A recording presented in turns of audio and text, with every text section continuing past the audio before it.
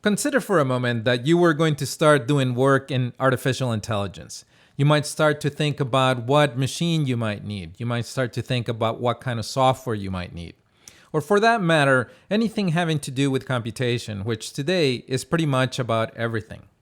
Now, one of the first things that you might do is you might start thinking about your environment, what type of displays, what type of graphics you would need, what type of processors, what type of performance and components you would need. One of the things you might do as well is you might reach out and talk to experts, the famous neckbeards that know a great deal. Other things you might do is you might start doing research online, and in the field of artificial intelligence, you might come across this machine, a pretty high-end data science workstation from NVIDIA that cost about $50,000. Now, as you did your research, you might also come across this work from a Stanford student, a machine that does a lot of what that other expensive box does, and it does it for about $3,000. Now, it requires you to know a lot more about the machine. It requires you to put it together yourself, but you would have considerable savings. Now, once you decided which route you were going to go, no doubt you'd go online and you start to look for good deals. You'd start to look at who could provide those components for you. You would also need to make a decision as to who you were going to buy your components from if you were going to build something custom. And that requires more risk and more attention than if you bought something from a vendor that gave you all of the components together and had some sort of configuration through which you could navigate and make sure that things were going to work together. But all of that comes at a trade-off, as mentioned before. Now, the other thing that you might consider as well is what type of operating system you would use on this system. You might decide to not have an operating system and save some money, or you might want to have an operating system pre-installed. In the case of vendors like the one I showed before, you have that option, and then you can have a lot more confidence that the operating system will play well with the components. Now, other thing that you will do is once you make your decision and you make your purchase, is then you'll have to wait. If you buy a configuration from an established vendor that puts everything together for you and you choose something that's not commonly ordered, you'll have to wait, typically a couple of weeks. And if you get all your pieces from different vendors, there might be some things that are back ordered, which will also require you to have to wait. Now, assume you've gotten your machine, you have it at home, and you're ready to install it, or you have it in your work environment and you're ready to do the same thing. One of the first things you might consider is how does this cool down? The specialized high performance components tend to generate a lot of heat. And so one of the things that you'll want to do is you'll want to make sure that you're getting enough cooling into your machine. Some of this has to do with where you position it. Also, do you have just one or do you have several of them together? And if you have several of them together, you might run into electrical limitations. But before I address that, one of the other considerations as you start to dig into this environment will be dust. I've opened up machines 18 months after an installation, and I've been shocked by the amount of dust and dirt that gets tracked or gets pulled into the machines. And so this might lead to yet additional concerns about where to put your machine and how to keep it free of dust and other environmental concerns. Now, as I mentioned before, if you're bringing a lot of machines to your home or to your office, you're pretty sure you're pretty certain to overcome the power that is given to the environment that you're in, because most offices, most homes are not set up for machines that draw this much power.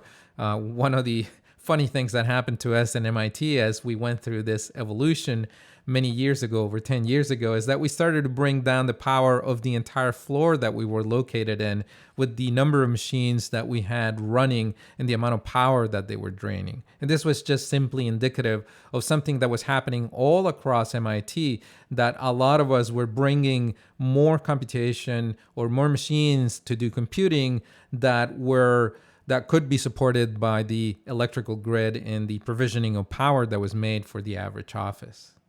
Now, assume you got your machine in place, you have enough power, you have enough cooling. Now you're going to install your operating system. You're going to set up your machine. If you have something that's shipped with the software already pre-installed, then you just have to run through the traditional setup, which is a brief exercise, typically 30 minutes or so. However, if you're building something custom, there might be a lot more questions to answer. There might be a lot of more hardware configurations to investigate before you can get a system up and running. Now, let's say you ran through all of this and you have your machine and you've installed your operating system. Really, that's just the foundation. There's so much more that you need to do before you can actually perform some work. For most, the very first step is the patching that takes place of the OS. After you're finished installing your operating system, for the next hour or so, you will be downloading updates and patching your machine to the latest updates.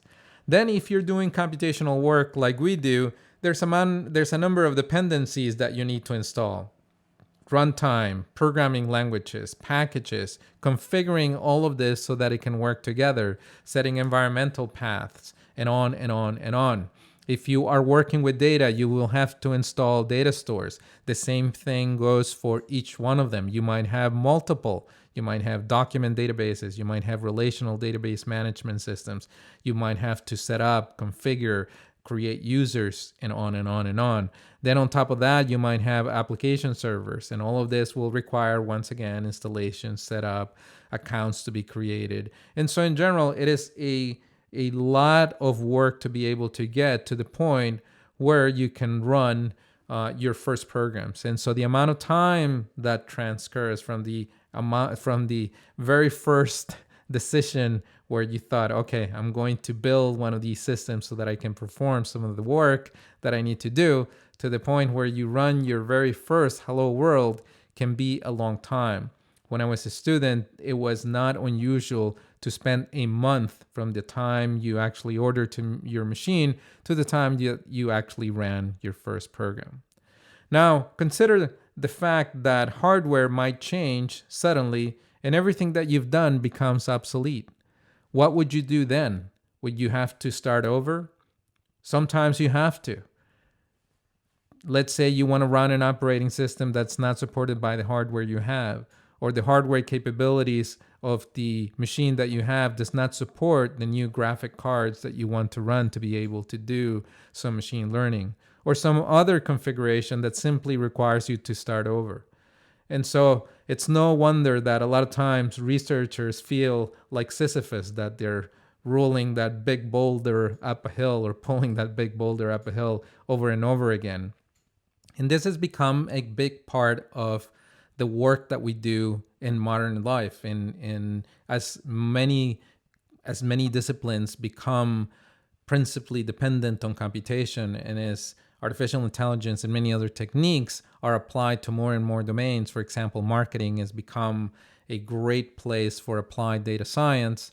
We need to use more and more of these environments. And so the preparation, the setup, the configurations that need to be done are painful and lengthy.